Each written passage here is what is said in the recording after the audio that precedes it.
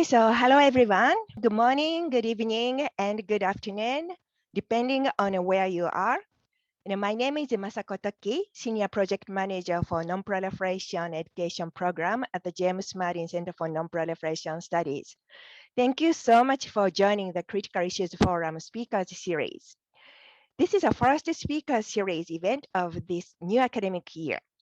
Today's speaker series theme is using technology and education to bring the past to the present and the future for nuclear disarmament.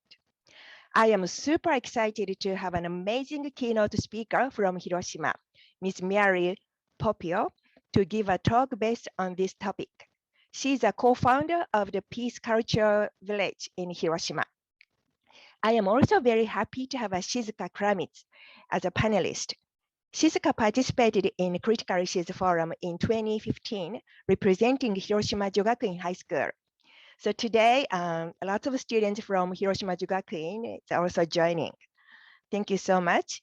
I will introduce each speaker more very soon. But first, let me briefly explain what the Critical Issues Forum is. Some of you may not be so familiar with the Critical Issues Forum. The Critical Issues Forum project promotes disarmament and non-proliferation education for high school students around the world, while encouraging them to develop critical thinking skills. Today, we have high school students, educators, and friends from around the world, including the United States, Japan, and Russia. We have many new friends who joined today's event. I really appreciate that you joined this event Friday evening in the US and Saturday morning in Japan and very early morning in Russia. Due to the pandemic, we have been conducting all the CIF activities online since the spring 2020. The speaker series is a creative and innovative product of the remote work during the pandemic with an aim to reach out to a wider audience online to promote disarmament and non-proliferation education. Following last year's successful speaker series, we are so excited to continue bringing amazing guest speakers with unique backgrounds and perspectives. And all of these activities cannot be possible without generous support from our donors and friends. I would like to express our sincere appreciation to the funders and the supporters of the CIF project, the Tom and Sarah Pattison Fund, the Saga Foundation, Mr. Greg Warport, and many other generous private donors. Thank you so much for your continuing support. Critical Issues Forum is one of the flagship education projects at the James Martin Center for Nonproliferation Studies. Our center launched the Critical Issues Forum project in 1997, aiming to develop these younger generations' critical thinking skills through nonproliferation and disarmament education for a safer and more peaceful future. CIF also promotes cross-cultural understanding and communication among participants. In normal years, the CIF project conducts an in-person students conference in Monterey, California, where our school is located. In the past, we also had a conference in Hiroshima and Nagasaki in Japan and Vienna, Austria. These are some photos from in-person spring conference in recent years before the pandemic. Students representatives from each CIF high school present their semester-long studies at the spring conference. We also invited amazing guest speakers for the student conferences who are passionate about youth engagement, such as Dr. William Perry, former US Secretary of Defense, and Dr. Lassina Zerbo, former Executive Secretary of the Comprehensive Nuclear Test Ban Treaty Organization. Each year, we select a timely topic related to nuclear disarmament. Since the beginning of the COVID quarantine, we have been conducting all project activities online. The global pandemic has taught us the importance of international cooperation in order to reduce nuclear threats. We believe that young people, such as high school students, have an important role to play for that goal. With an aim to reach out to a wider audience to promote disarmament education, we started this speaker series last fall. We have invited young nuclear disarmament experts to discuss nuclear issues from various perspectives. We also invited atomic bombing survivors, Hibakusha, to learn more about the humanitarian aspect of nuclear disarmament. The Critical Issues Forum also collaborated with the United Nations Office for Disarmament Affairs, featuring Youth Champions for Disarmament, an initiative undertaken by the United Nations Office for Disarmament Affairs. Earlier this year, we conducted the online spring conference. United Nations High Representative for Disarmament Affairs, Ms. Izumi Nakamitsu, sent us a very inspiring congratulatory message. And we were so fortunate to have had a former California governor, Mr. Jerry Brown, who is also very passionate about nuclear disarmament as a keynote speaker. Each participating school conducted their research project on the topic of toward a world free of nuclear weapons, the role of youth as a change agents in an age of global crisis. And we are looking forward to engaging more high school students in this coming year's project. So if you are high school teachers or students and are interested in learning more about Critical Issues Forum or are interested in joining the program, please reach out to me. You can find information about Critical Issues Forum on our website, and please follow us on the social media. Especially, please follow our Instagram account. We are putting a lot of interesting and useful information. So thank you so much for your attention. Okay, I'm gonna stop sharing. Okay, so now I am so happy to introduce today's keynote speaker, Ms. Mary Popeo. So let me introduce Mary Popeo briefly. She's a co-founder of Peace Culture Village, PCV, in Hiroshima. A Boston native now residing in Hiroshima, Ms. Popeo leads guided virtual tours of the Hiroshima Peace Memorial and surrounding areas, introducing visitors to the devastating humanitarian impacts of the atomic bombing, as well as helping preserve the stories of Hibakusha, atomic bombing survivors. Utilizing immersive technology such as augmented reality, Ms. Popeo collaborated with international partners to create an app to bring to life the stories of Hibakusha and help facilitate a more intimate connection to the past, building the empathy that is so vital in peace and disarmament activities. So we are so fortunate to have Mary for today's event. So I'm going to give you a microphone to Mary. So stage is yours. Take it away. Thank you so much, Masako. And hello, everyone. Good evening, good afternoon, good morning. For those in Hiroshima, yaho yaho, ohayou gozaimasu. I am so excited to be with all of you today. And I've heard for a long time, actually from Stephanie, who's here with us, about the Critical Issues Forum. And so I'm really honored to be speaking with you all. And so I'm also we'll have time for kind of breakout sessions and question and answer later. So I'm looking forward to hearing all of your perspectives as well later on.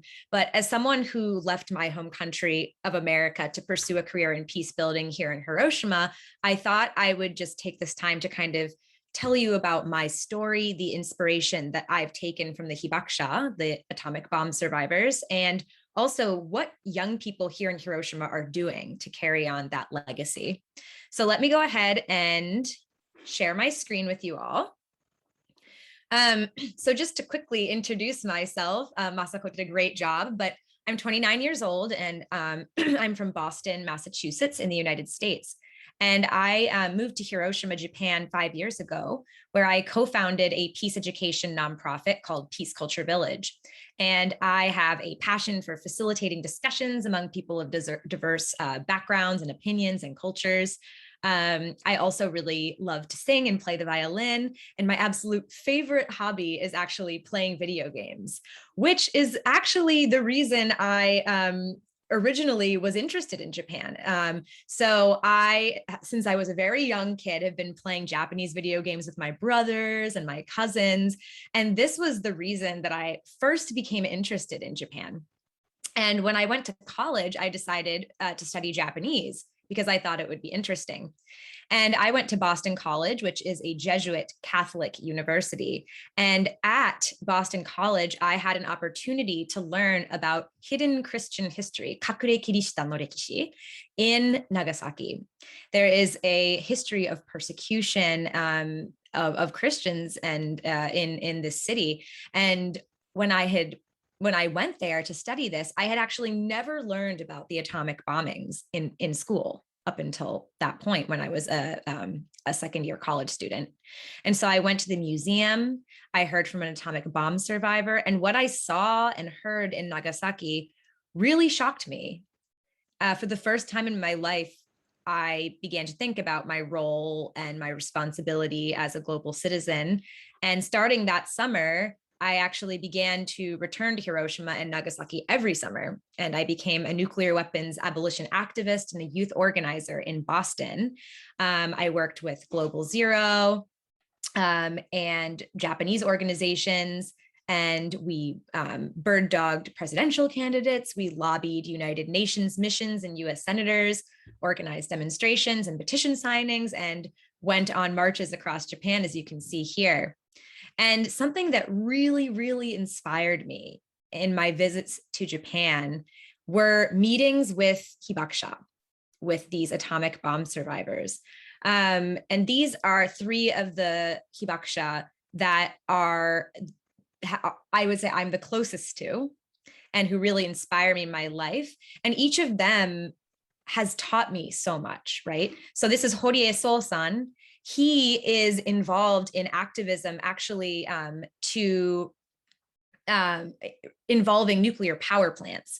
And so what he always says to me is, Mary, in your career, in your job, use your talents to create things that will bring peace to the world, right? And then we have Masao Ito-san. He always talks to me about the meaning of forgiveness, right? He says, Mary, you cannot give what you don't already have. So you need to become peace if you want to create peace, which is so challenging, but coming from someone who's a living example of that is so inspiring for me. And then we have Toshiko Tanaka. She always is smiling, and she's she's lived such a full life. She's traveled the world 4 times. She's an adventurer, she's an artist, and her life, she's done everything she wants to do, and she's constantly learning. So these people, they're not only hibakusha to me, they're really mentors, they're role models, and they're people that I respect really deeply. And they are one of the reasons I ultimately decided to move to Japan. I wanted to spend more time with the hibakusha, and I wanted to aid their cause however I could. And many of the hibakusha I spoke with identified their mission as going further than just eliminating nuclear weapons. It was about creating a peace culture. And the more time I spent here in Hiroshima, I learned that peace culture was a phrase that actually was born in this city. And it's a phrase that I really, really value. So what is peace culture, right? I'm sure it seems a little bit simple, but peace culture is essentially a culture in which everyone and all living things are valued. It's collaborative. It's seeking universal well-being, right? So when we make decisions, we think about how it affects not only us, but the people around us and the plants around us and the animals around us.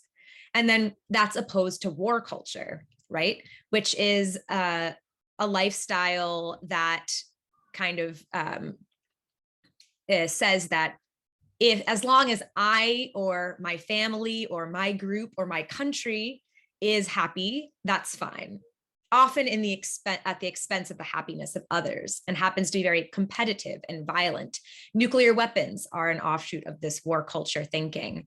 And I'm sure, as many of you know, in comparison to other global issues that we care about, right? Climate change, racial justice, human rights, on and on, eliminating nuclear weapons can seem really daunting, really distant to our lives. And attaining world peace can seem really idealistic or impossible. And even if we wanted to make a difference, a lot of young people don't even know where to start when it comes to creating a peaceful world, right? And so I think that's really the beauty of the phrase peace culture. So all of us live within a culture. We all shape culture. And every day, unconsciously, we choose a lifestyle that creates a peace culture or a lifestyle that creates a war culture. At the end of my day, I review my day and I think, okay, war culture Mary, unfortunately, was at large today. Oh, okay, like peace culture Mary did a good job today. We have both inside of us, I think. But peace culture is a piece that all of us have the power to touch, to influence, and to shape. And so working with Hibakusha and youth in Hiroshima to create peace culture has become my life's work. And so I want to tell you a little bit about the organization that I co-founded 5 years ago, which is PCV. Here we go. So we are a youth-led peace education nonprofit dedicated to creating a sustainable peace culture through peace education, social entrepreneurship, and youth empowerment. And many of our members are Japanese third and fourth generation Hibakusha in their 10s and 20s and 30s. There are also a few foreigners like me who are pursuing peace-related careers in Hiroshima. And at PCV, we have a threefold mission. So first, our most overarching goal is to raise human consciousness to a peace culture, just as we discussed just before. Secondly, we're really focusing on cultivating the next generation of peace culture leaders here in Hiroshima. So for our friends from Japan, you can read this article here, but this is an article that came out in the newspaper here in Japan last year. And basically it says that 30% of Hibakusha organizations report that they will have to halt their activities by the year 2025 because there's two reasons, right? One is the lack of successors, and one is the lack of funds. And so we put most of our energy at PCV into equipping Japan's young peace leaders to carry forward Hiroshima's mission in a way that's authentic to them. And then we also really work to create jobs in the peace field, right? It's really difficult for young professionals to be engaged in peace work, and those who do try to maintain their peace activities often have difficulty earning enough or maybe burn out. And so in order for Hiroshima's peace movement to sustain itself long into the future, we actually pay all of our Hiroshima youth leaders for the work that they do here at PCV. So let me introduce you to a few of those activities. Oh, right. So before we move on, I'm talking about our young leaders, right? At PCV, we have about 3 full-time staff, but we have about 40 part-time young people who run all of our programs. And they're called Peace Buddies. And they are so amazing. If any of you come to Hiroshima, I would love to introduce you to this amazing group of innovative young people who are acting as mentors to so many people. And let me show you a quick video. Here, to just give you a sense of the energy of this amazing group.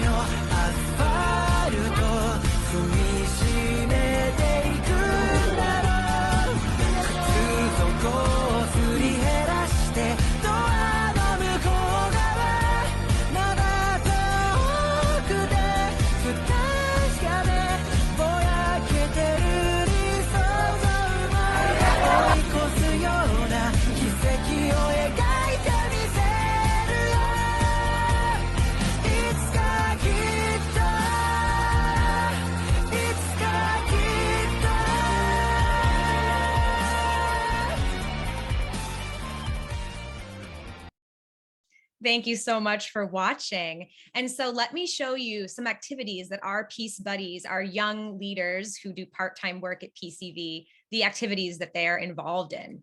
So the first is a online school that PCV runs for peace culture leaders called Peace Culture Academy. And the purpose of this school, again, is to cultivate global leaders who practice peace culture to create a future that we all want to see. And so every semester we have 45 young people under 29 from Hiroshima, but also all over Japan. And when they join our school, they actually create their own school logo with a feeling line of how they feel about entering our school. And something unique about our school is that we have people peace culture leaders from all over the world come and speak to the next generation of leaders here in Hiroshima.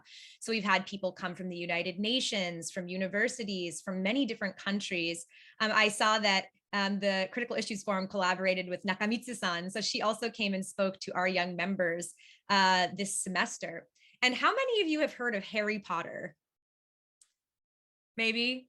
I don't know. When I was a youngin', Harry Potter was all the rage. But so just like Harry Potter has houses at Hogwarts, our online school has 5 units that has different values and kind of character. And so CL unit is the unit that I'm in, and we really value diversity and open-mindedness and global action. And so at the very end of our 6 months of Peace Culture Academy, each student actually makes a presentation about how they want to create peace in the world. And we have a presentation competition, and the top 5 presentations present to Hiroshima, to the public. And so this is a really amazing event that we hold every year. The next program we hold that you saw, I think, in the Peace Buddies video is called Peace Dialogue. And this is really about mentorship. So tens of thousands of students visit Hiroshima every year to learn about peace culture and what happened here in Hiroshima. And so PCV offers peace education programs for these students that not only provide them with this foundational understanding of what happened in Hiroshima, but also introduces them to the Peace Buddy youth mentors, right? And so these are about half-day programs. And as you can see, we have Peace Buddies who do live music. You can actually see the students made lanterns, peace lanterns that we've lit up, and now they're listening, kind of feeling peaceful while listening to one of our Peace Buddies performing live music. But after this program, usually everyone is crying. The Peace Buddies receive letters and Instagram DMs from students, and many students even ask for Peace Buddies autographs, which I think is so cool, right? So high schoolers who graduate have also taken our, become Peace Buddies. So Jogakuin students, if any of you are interested in becoming a Peace Buddy, maybe when you graduate, please contact me. We think mentorship is really important to sustaining a peace culture. The next program that we do is every day from Peace Park, we offer a walking tour of Hiroshima Peace Park using virtual reality. So you can see in these pictures, we are wearing VR headsets. So we go around Peace Park led by a Peace Buddy, and at certain stops in the tour, you put on this VR headset and are transported back in time to Hiroshima before, during, and after the atomic bombing. So to give you just a little bit of an idea of what this experience is like, I'm going to turn off the audio here. So this is when you're kind of transported to Hiroshima before the atomic bombing. And as you can see, you can really look around 360 degrees, and you would be watching this from this bridge as it is today. And you see these people looking up. They're looking up because the B-29 is here. And then you'll proceed to see the bomb and how Hiroshima looked after the bombing. So if any of you are in Hiroshima or come to Hiroshima, please come and take our tour. I'm going to try to go to the next slide here. Here we go. And then Masako mentioned this earlier, but PCV has also, for those people who cannot come to Hiroshima directly, we collaborated with an American company called Time Looper to create an AR app of Hiroshima Peace Park. So let me give you a quick demo. Something rather interesting about this app is we collaborated with a survivor that I'm very close to, Tanaka Toshiko-san, and I'll show you how in a moment. Can you all see my phone screen? Yeah. Yes. Okay, great. Thank you. So the way that this app works is that you go ahead and once we get through all the introduction, you scan, and sorry for my slightly kind of messy room here, but you scan the floor or your table or whatever surface that you are working with. Scan here. And then what will happen is you will actually be able, let's see if it will work with my table. Yeah, okay. Boop. And then you'll see Hiroshima Peace Park appear in front of you. And you can go and look around. For example, if we want this, we have an English and a Japanese version. This is the Japanese version. But for example, we have this, this 3D model of the dome. And then if you click here, you can actually... 広島県産業奨励館は You can see and have a narrated tour with images from the museum. Another thing that I think makes this app really special is that we actually were able to collaborate with Toshiko-san to add hibakusha holograms to this app.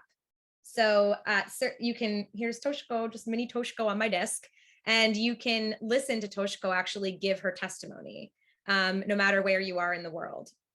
So we really believe that this AR and VR technology is going to become so critical in the future when there are no more survivors with us, to really, because technology is familiar to young people especially. So we have been really focusing on technology and using that to carry on the legacy of the survivors. And then our final project is doing these online Hiroshima experiences. So you can see here we have Japanese classrooms, and we're connecting them with survivors. We're giving them live streamed tours of Peace Park. We're connecting them with people all over the world. And in the past year, we've actually been able to hold these online programs in about 44 different countries. And so that has been a hugely amazing experience for our Peace Buddies during coronavirus to connect with young people from around the world. And finally, we collaborate with lots of international organizations as well. But I just want to say to close that I cannot express how much inspiration and hope that I receive from these amazing young people here in Hiroshima, and from amazing young people like all of you who are interested in this issue and who are innovating and who are wondering, what can I do, right? That's where it all starts. And so I'm just so grateful for the opportunity to talk to all of you today. And I would love to connect you with the young people that I work with if ever there's an opportunity. So that is the end of my remarks. And thank you all so much for your attention. Wow, thank you so much, Mary. What inspiring activities, and really appreciate you shared it. And as you said, atomic bombing survivors, now the average age is over 84 years old. So it's become more and more important to learn about what happened in Hiroshima 76 years ago. So thank you so much. So now, thank you. So now I would like to start the next phase of this event, which we are going to have a small panel discussion engaging Ms. Shizuka Kramitz. First, I would like to introduce Shizuka Kramitz. Shizuka participated in Critical Issues Forum in 2015 as a representative of Hiroshima Jogakuin Senior High School. She also joined CTBTO, Comprehensive Nuclear Disarmament Treaty Organization youth group, the first ever high school student to do so. A graduate of the University of Mount Union, Shizuka continues to be involved in peace and disarmament activities. And she is currently pursuing a master's degree in nonproliferation and terrorism studies at the Middlebury Institute of International Studies in Monterey, California. So I am so happy that she came back to Monterey to continue to study nuclear disarmament and nonproliferation. So what I would like to do is I'm going to ask a couple of questions to both Mary and Shizuka, and each of you share your thoughts. The first question is, how can we engage more young generations in nuclear disarmament movement?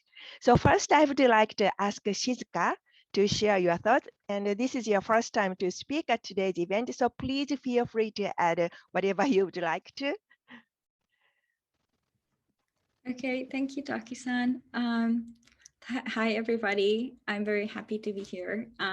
Anything I should add is probably please don't ask me a question about technology, because I'm quite low tech person. And yeah, that's not what I should be proud of. I'm trying. Okay, so regarding the question, I'm hoping that we can engage more youth in this field by making a structure that everyone can be aware of the nuclear issue and so they can easily take actions against nuclear weapons. For example, for environmental issues, people carry, and I also carry my own reusable bottle, straw, silvers, bags everywhere. It's becoming really popular, or like a standard now. And environmental activists really successfully engaged public and youth so that people can be aware of the issue and be part of the solution by urging them to act with their own ways. In that process, those who bought their own eco-friendly goods feel the sense of contribution and the sense of that they're making a change, they're making a small difference in the world. And I hope we can engage more young generations in our field by making structure that everyone who care about nuclear issues can take actions with ease, sometimes with fun and with a sense of accomplishment. Yeah, that would be my answer. Thank you. Great, thank you, Shizuka. So now Mary-san. Mary. Thank you. Okay, Shizuka, I thought that was such a great example. I have my bottle here too. So yeah, I would say that, as I was saying before, nuclear weapons especially can seem like a really distant issue. And I also, when I was an activist in Boston, honestly had a difficult time getting young people or finding young people who are interested in the issue of nuclear disarmament, right? There's a lot of, probably not only in America, but also in Russia, right? There's problems domestically that seem to be very urgent and calling our attention. But I think that all of those issues are connected, right? So like in America, there is a big issue about college debt. And yet we're spending so much money on nuclear weapons, right? And so really kind of like discussing, okay, how is this issue related to our own lives? I also think technology is a big way that we can get more young people involved in this issue, especially to help them feel and maybe understand the human consequences of nuclear weapons. Immersive technology is a really powerful tool to help people kind of put themselves in the shoes of people who experienced the atomic bombing without causing trauma. So, for example, seeing the cityscape without people, right? I think that's also important. But then I think two other things I would quickly mention. One is mentorship. So we have some teachers I see in the audience, and all of you are so critical to, I think, engaging young people. Like the reason why I originally wanted to get involved in nuclear weapons abolition work is because of Stephen Leeper, and this, who is, you know, my mentor, and because of the Hibakusha, these amazing people who cared about this. And I thought, wow, they're really cool. And so I think that's the peace buddies at PCV, that's their role too, to be these role models and mentors for school children who come and visit Hiroshima, to kind of be that spark.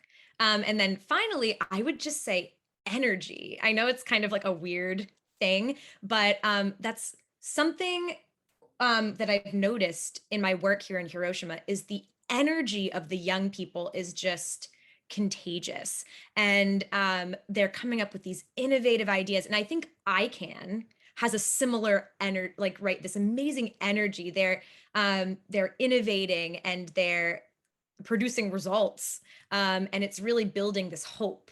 And so kind of a long answer, but I think there's lots of different ways to attract young people to the movement.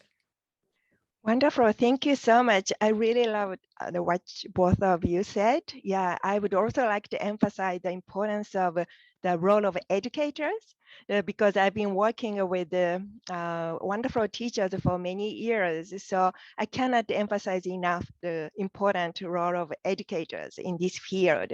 And sometimes, the role of educators are overlooked, but I really feel it's very important. And also, how we could use technology to enhance our empathy, right? It's so important to have empathy to work in the field of nuclear disarmament. So anyway, thank you. So I'm going to ask a second question, also related to the first question, but what can you do to make progress toward a world free of nuclear weapons? It's $1 million question, but you please personalize when you answer. Yeah. Maybe this Shizuka-chan? Shizuka. Okay. It's really difficult question, as many of you know. And okay. So in order to achieve a world free of nuclear weapons, I personally perceive that my role is to make more and more people be aware of what nuclear weapons can really do to us, especially from humanitarian perspective. I met many ABOM survivors, activists, and I have really learned so much from them. And I would like to bring up the discussion to the table where it is not discussed. What can nuclear weapons actually do to humans, environment, and animals? Emphasizing the risk of keeping nuclear weapons in this world. And also, I don't know whether it's suitable for this question, but I'm afraid that it is more not to do thing. However, I try not to say nuclear abolition is impossible. I have seen many important and smart people saying nuclear abolition is not achievable in my lifetime.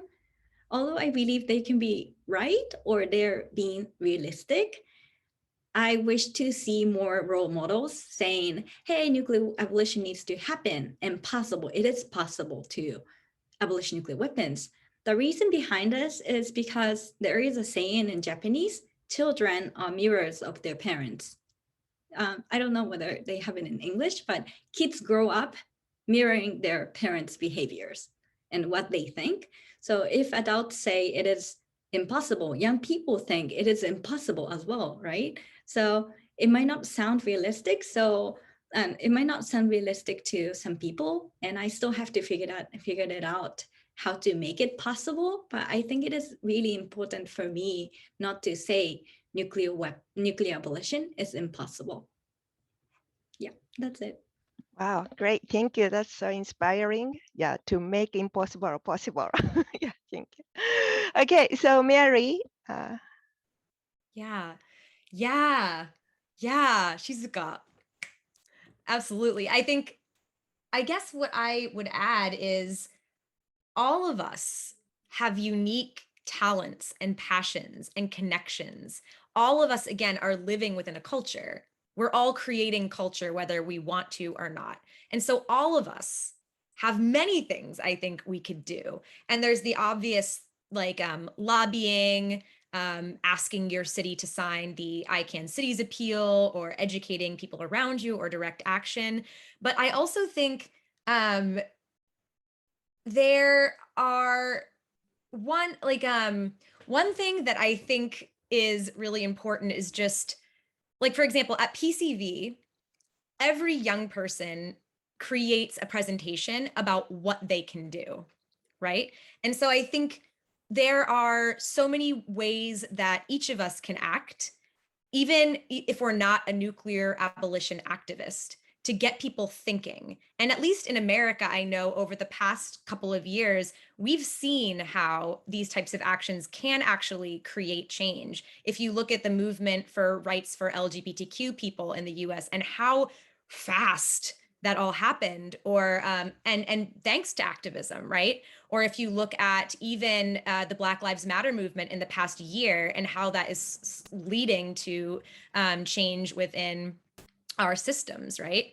I think that just like Shizuka-san said, nothing is impossible, right? So I think that for all of us to first think about, okay, what are my unique talents and passions and connections that I can use? And then finding like-minded people and just deciding to act, right? And I think, again, mentors are so crucial here. For example, at PCV, we put a big focus on social business and social entrepreneurship. So connecting young people who have interesting ideas and projects with mentors who can give them the know-how to actually make that happen. But again, like I would love to hear more about how all of you, we have what, 73 people here today? Crazy. Like in breakout sessions, kind of talking about what are your dreams and how can we use that energy and that potential and that drive to create a peaceful world. I'm really looking forward to that discussion. Great, thank you so much. So just final question is, both of you, just to give us like your final message, not really final, but final message to this panel discussion. So can be short. If you have any message to the audience and to the world. Okay, so Shizuka. Okay, mine is pretty short, and I just wanted to say I was just a high school student who participated in the CIF. When is it, 6 years ago? And yeah, so it is really honor for me to be here. And also, I just want everyone to think about pursuing their career or studying in non-proliferation and disarmament, because it is really critical issues. If you're interested and if you're passionate about it, yeah, I really encourage you to be pursuing your dream too. That's kind of, yeah, same thing as Mary. Yeah, thank you. Thank you. Okay, Mary, please. Thank you. Okay, I would say my final message is we have people in this Zoom room from Japan, the US, Russia, and possibly more places. So I would encourage all of you to use this opportunity to connect, to find people that you're like, that person is cool. I want to do something with them. And then maybe keep in touch and maybe do something together. So I'm going to put my Instagram in the chat. Please feel free to DM me and let's talk. Let's talk about our dreams and our passions and what we want to do and connect each other, right? I don't know what will come out of it, but the possibilities are endless. So, and I'll also put PCV's Instagram there. So looking forward to hearing from all of you. Okay, great. Thank you so much. So we are amazingly on time, right in time. So now we are going to move to the breakout session. This is a fun part. So you will have about 15 minutes for discussion in a small group. So each room is going to have approximately 8 individuals. So my another amazing graduate research assistant, Irene, is going to make a breakout room for everybody. And this is going to, so there, since we have so many people, we cannot manually assign. So first we are going to make a automatically assigned breakout room. But if we see the same students from the same school are in one room, we will make some modification. So okay, so breakout room, and while you are in the breakout room, as Mary said, please make a connection, and you can talk anything. But here are this is some suggested discussion points. So first, of course, introduce each other, and please briefly tell why did you join today's event? Because your teacher told you to, or whatever reason, you may have some reason to join the event.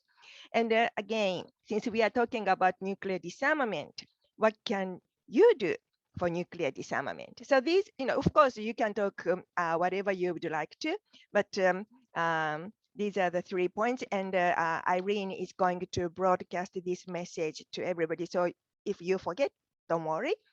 Okay, so I'm going to stop recording right now before the breakout. So Irene, could you recording? So welcome back to the main room. And is Mary here? Here I am. Good. Yeah, thank you. Yeah, so I hope you had a nice discussion in a breakout session. So what we are going to do next is Mary is going to do some activity, word cloud. So Mary, take it away. All right. So what we are going to do, by the way, everyone, if you're interested in our group, we heard from Parker, who created this amazing, she's creating like art TikToks about nuclear weapons. So I'm just going to share one in the chat. We were all like, that's really amazing. So what we're going to do now is an activity called a word cloud. And maybe some of you have done this before, but I'm going to paste a link in the chat. And what I want you to do is copy and paste that link into your browser. And when you do that, you're going to see a question that basically says, after participating in today's session, how do you feel? Please describe how you feel in one word. And the screen will look like this, okay? And so what I want you to do is you can enter as many words as you want, but please enter one word and then hit enter. So because it's a word cloud, sentences are a little bit difficult, but one word at a time. And if we can write in English, that would be great, so that the word cloud will work properly. But so what I'm going to do now is paste the link in the chat. So please copy and paste this link into your browser, and please enter your answer to the question, right? How are you feeling after participating in today's session? And if you're unable to access this link, you can write your answers in the chat and I will enter them manually for you. So let me show you the word cloud. So as we enter our, let me make this full screen. As we enter our words, they will all start showing up. Oh, we already have some answers. Excellent. We already have some answers showing up here in the word cloud. And so, なんか日本語でも説明しようか。ちょっと英語では難しいかもしれないですか。大丈夫ですかね。Let me know if a Japanese explanation would be helpful. But so we go ahead, everyone, and kind of reflect on how am I feeling right now, and enter in English those words into the word cloud. And if you're having trouble accessing the link, you can go ahead and type your answers in the chat and I will enter them manually. Is everyone all right accessing the word cloud? Hold on, let me activate. I was able to before. There we go, there we go. Okay, you should be able to see it now. I've just activated it. There we go, there we go, okay. So, and what's interesting about a word cloud is that the words that the most people enter are the largest words, right? Okay, and I have some people sending me words in the chat as well, so I'll go ahead and enter those. So whenever we do this activity with groups from around the world, we have different responses, right, to learning about nuclear weapons, but it seems like the biggest takeaways that people are having is motivation, which is excellent, and hope and inspiration. I'm wondering what you all talked about in your breakout sessions. And it sounds like that was a really motivating and inspiring conversation for all of you. Excited, interesting, empowered, activism, hope.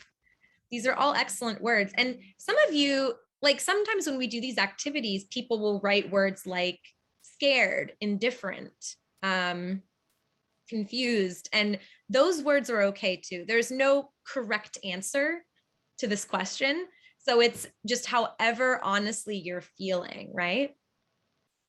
Wow. Okay. So this word cloud itself is giving me a lot of inspiration and motivation. I wonder if all of us in this room, through the Critical Issues Forum, I'm sure that Moscow has more things planned for the year. And so I hope that this isn't the last time we'll be meeting each other and that we can get to know each other a little bit more.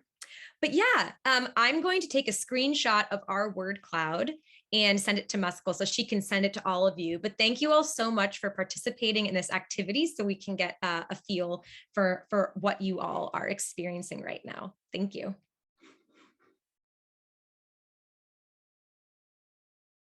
Thank you. I saw the hopeful, inspired, motivated. So we had a lot of, good motivating experience here. So encouraging. Thank you. Okay, so we have a little bit of time for question and answer for both of you. So now I would like to ask all the participants to ask any questions to Mary or Shizuka. If you have any question, I would like to ask you to raise your virtual hand. If you go to the reaction button at the bottom of the Zoom, you will find a raise hand.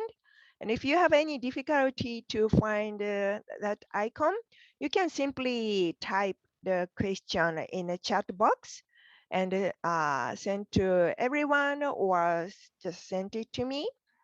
So please, both teachers and students can ask questions. So, okay, so who has a question first? I know already we have already slow start. Students maybe a little bit shy, but okay. So while we are waiting, I expect that students or teachers have a question. So maybe this may be questions to Mary, like what would you, like for example, what was your biggest challenge in your, again, sorry, I tend to have a ask really big question, but we all have a challenge, especially when we work with the nuclear disarmament. Sometimes challenges coming from inside, like a sense of like a giving up, or sometimes challenges coming from outside, no one listened to me, or people said you are a dreamer. So what is your biggest challenges, Mary? Wow, that's a really good question. So I would say my biggest challenges have a lot to do with working in a culture that's not my own culture. It's not necessarily disarmament specific, but I think a challenge that would be disarmament specific is, I think, working with nuclear disarmament and working with the survivors and talking about what happened in Hiroshima literally every day can be really emotionally difficult, right? So every day when I'm guiding people through Peace Park, I'm thinking of, and helping people process what happened here. Maybe they're learning about it for the first time. And I think that in itself is sort of traumatic. And a lot of young people here in Hiroshima are being expected to carry on the legacy of the survivors. But in a certain way, they're also, it's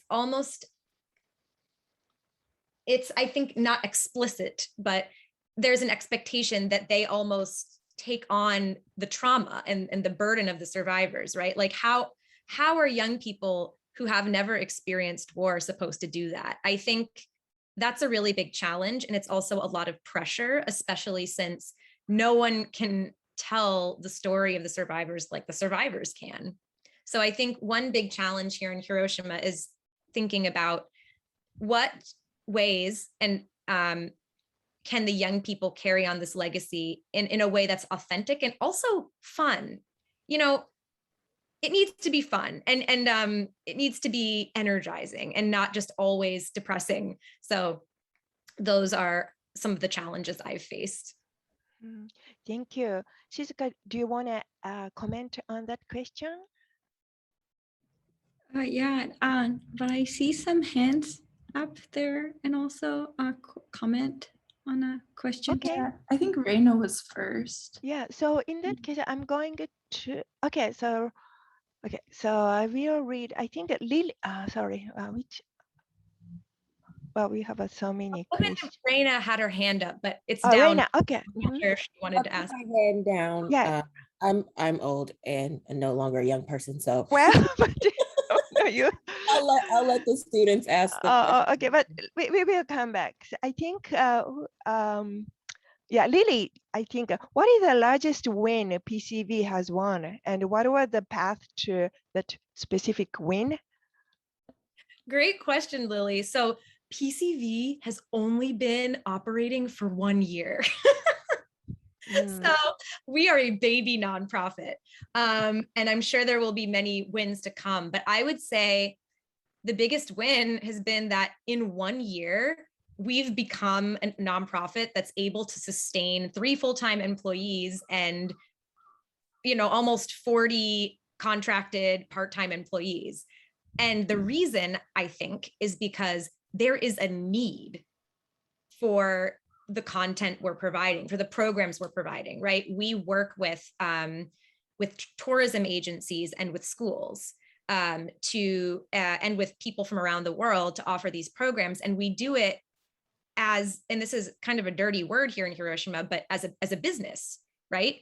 We receive payment for that. And so that we can sustain this past far into the future, right? For young people like me who graduated from college and wanted to dedicate my career to peace, I struggled with, there's no way I can do this. I can't make a living. I can't afford to eat and also do peace work. So for those students, and there are many of them in Hiroshima, we want to provide at least some money for so that they can, pay for things and live the full lives. So I would say that has been really encouraging and a big win over the past year. Yeah, thank you. That's a very important point. I can really relate to. Thank you. I think, Kulia, your hand is up. So you want to ask question from Rock University High School, Kulia? So for Mary, what would you say is your favorite thing that has happened while you were translating or being just sort of in your field? My favorite thing, oh my gosh, there's so many. My favorite thing. Okay. Again, I could talk forever about this question. It's an awesome question. Like, I love focusing on like the positives, right? Celebrating the wins. But I think for me, we, again, have this online school.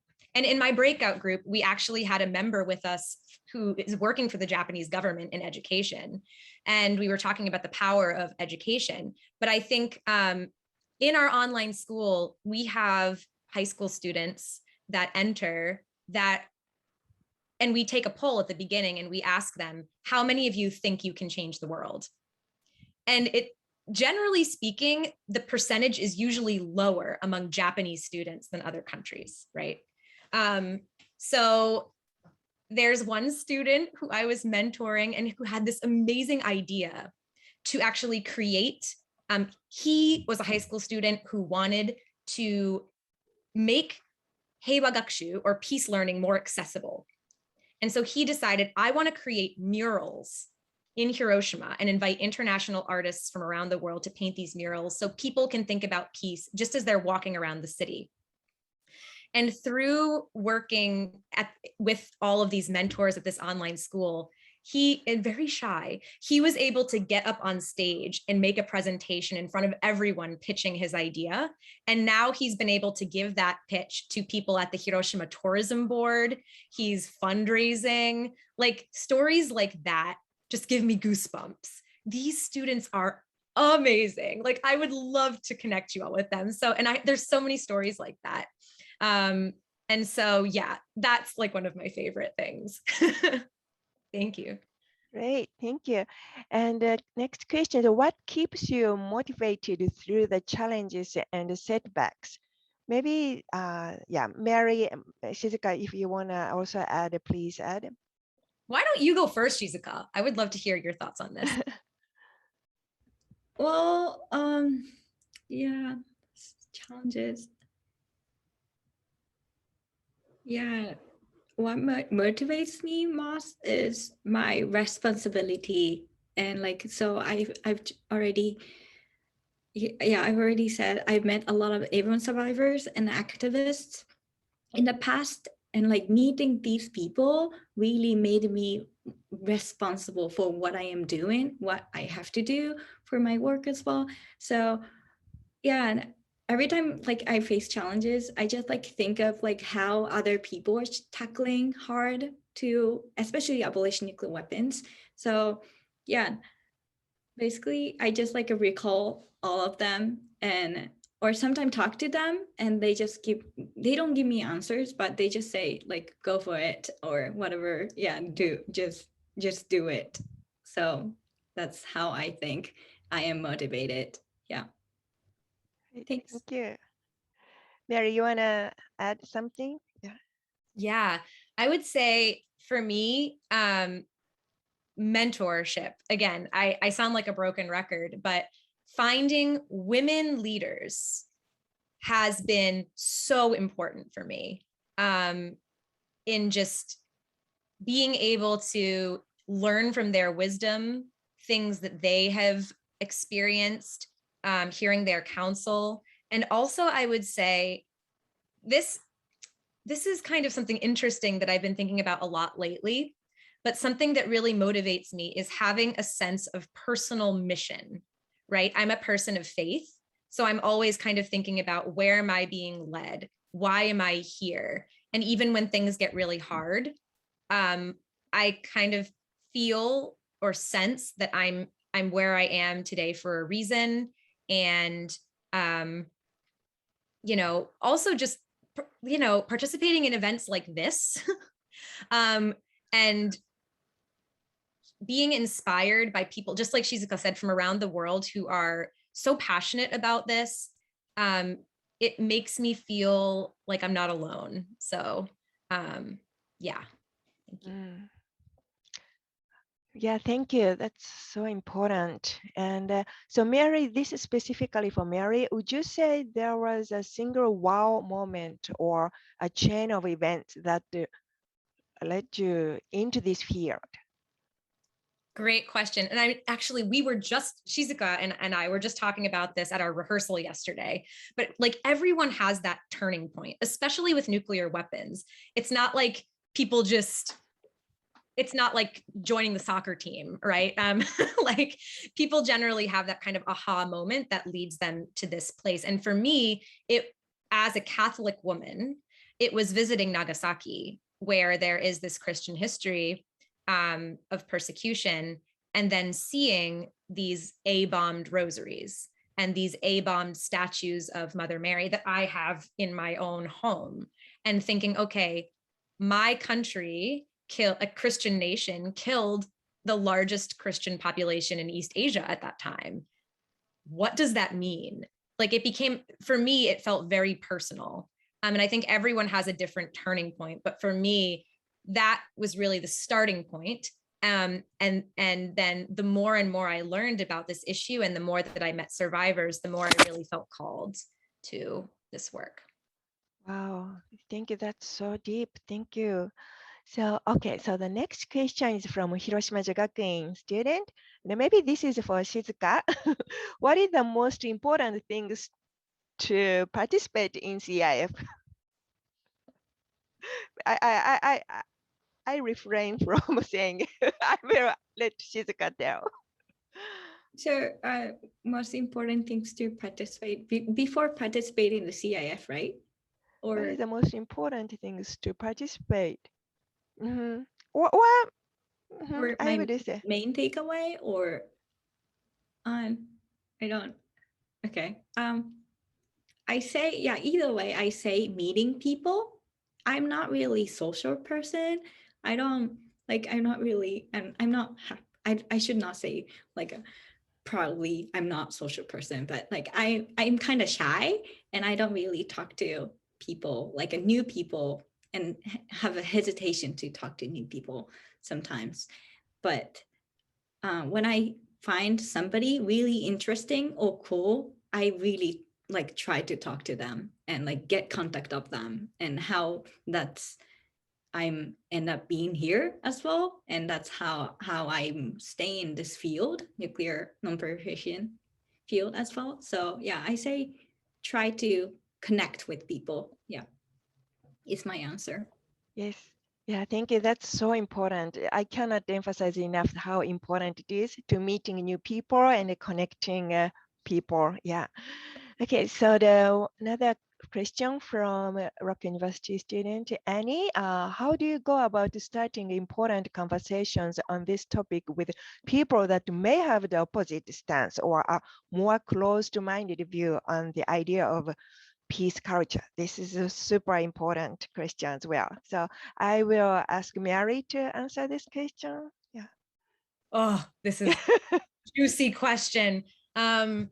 I really struggled with this when I was doing activism in Boston. I have a really big Italian American family, like over 30 cousins, and and even within my family, there is a lot of different perspectives on nuclear weapons. And actually, my grandfather, when I would talk to him, he would talk about when he was a child with his friends, he would literally, the game they would play would be like war games, basically like killing Japanese people, right? And he told me that the atomic bomb saved so many lives, Japanese lives, American lives. And I love my grandpa. So for me, I tried convincing him, right? No, that's not right. Like there's so much information you don't have. Like Japan, the Potsdam Declaration, Japan was going to surrender, the emperor, blah, blah, blah. I found that I'm actually not a very convincing person. And actually, conversely, I'm very easily convinced. Especially, I was working at Harvard University and talking to many professors who also were telling me, well, Mary, but haven't you thought about this? Like, what if each country only had one nuclear weapon? Oh, I've never thought about that, right? So eventually the stance that I generally take now when I'm talking to people and I don't know what their perspectives are, or I think maybe they don't agree that nuclear weapons should be eliminated, is simply first to say, this is the work I do, and then just to listen, right? Then usually they'll say how they feel about that. And then rather than trying to convince people, I like to share the stories of the survivors, right? Like, was my grandpa's perspective wrong? He had experiences that informed that, right? He had friends who died in the war. Was that incorrect of him to think that? I think it's about active listening and really showing that you are interested in what that person has to say. And for me, that's quite challenging, but that's what I'm endeavoring to do. Okay. Yeah, thank you. Yeah, we had so many good questions. So I know we are a little bit over time, but we have a very good 2 more questions. So I'm gonna ask these 2 questions at the same time, both of you. So please try to answer both 2 questions or try to incorporate because somewhat related. So from Montreal High School, Lindsay, so both Mary and Shizuka, having lived in both the US and Japan, how do you think knowledge about non-proliferation and also disarmament differs in each country? And the next question, final question for both of you, would you say there is some sort of setback with being a part of the younger generation that maybe some older generation don't exactly take you as seriously as they should? So try to answer both questions if possible. Okay, why don't we start with Shizuka? Okay. I don't know if I'm answering to the second question, but yeah.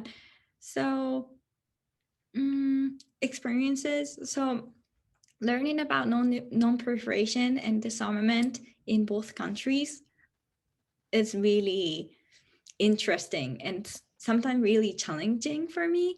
And that's how I chose to be at the Military Institute as well, because in the United States and also in a lot of international communities in the field of nuclear non-proliferation, they mainly talk about how to reduce the role of the nuclear weapons, whereas I grew up in a city where the A-bomb was dropped, and also people really believe that nuclear abolition is the only way, and also it needs to be really eliminated.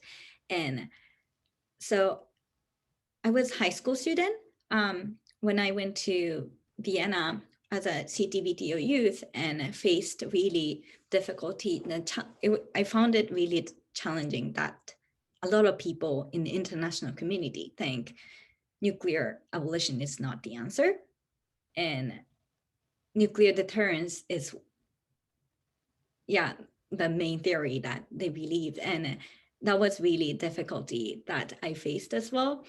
So I don't know whether the knowledge is, but since I know both of them and I try to understand both of the sides, so I try to communicate to both of them and try to bring up to the table like what to discuss, how we discuss nuclear non-proliferation and non-nuclear abolition as well. So I think that's mostly answer to the first question. Sorry, but my answer is this one. Okay, thank you. So Mary, Great. maybe you could answer both, or you can pick one of them. Yeah, I'll be quick. So my answer to Lindsay's question, I would say I was surprised about the difference between how activism is viewed in the countries, right? When I was living in the US, and this kind of goes into Abigail's question, I would say that as a young person, older generations are so excited that I would want to be involved in activism rather than facing kind of a wall. I was really welcomed and given lots of resources as a young person in this movement, which I'm really grateful for. And so in the US, it was really easy for me to get involved in my community doing work. And then I felt too like it was almost resume building for me to be able to say I'm an activist. Whereas in Japan, I feel like there's a very different culture around activism, and especially young people do not, for the most part, want to be known as activists, even if they are activists. It's being, activism is kind of seen as you're a little bit crazy, you're disrupting society, you are so atsui, like you're so passionate that you're hard to talk to, or I don't know, but and it's also a lot more difficult, I think, for Japanese young people to actually affect the government process, right? It's not an representative democracy, I guess, like we have in the States. So that was one thing I noticed. But then again, for Abigail's question, I would say that there definitely is a dynamic here in Hiroshima where the generation of hibakusha and young people, there is a tension between how the young people want to carry this message into the future and then how the hibakusha feel about those ideas. So there is some, like, for example, for PCV doing the work that we do for pay, we get complaints about that from people who've been doing it volunteer for so long. Or for using technology, we get complaints about the fact that we're using technology. So I would say that is a bit of a generational conflict, but for the most part, it's been really positive. Okay, great. Thank you so much for both of you. And we had such a wonderful conversation. And I would really like to express my sincere appreciation to everybody who participated. in this event from Russia very early morning and from Japan and also East Coast late in the evening. And this was really, really important conversation. And we really need to continue this kind of a conversation with your friends and your family, because the nuclear, we really don't talk about nuclear issues with your friends very much, but this is a vital issue we continue to discuss. And I cannot emphasize enough how the role of youth is so important. So I am so fortunate to be able to work with all of you. So I'm really looking forward to continue to work with all of you and the Critical Issues Forum participants and also new friends. And Mary, thank you so much. You are so inspiring. Thank you. We learned a lot from you. And I also wanted to emphasize, please follow the Critical Issues Forum Instagram. Ashitaka-chan, could you please put the Instagram account in the chat? Yeah, Sure. I really want, because we are working hard to put some facts and also quotes. So please follow the Critical Issues Forum account. Okay, so. Masako, did we want to take a photo? Oh, yes. So let's take a group photo. So Shizuka, are you all right? You want to? Okay, so CIF _ CNS. Okay, so I wanted to take a one group photo with everybody.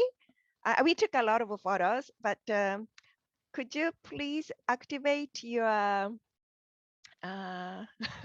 camera if you want to, and please smile. Just suppose that we are taking a group photo.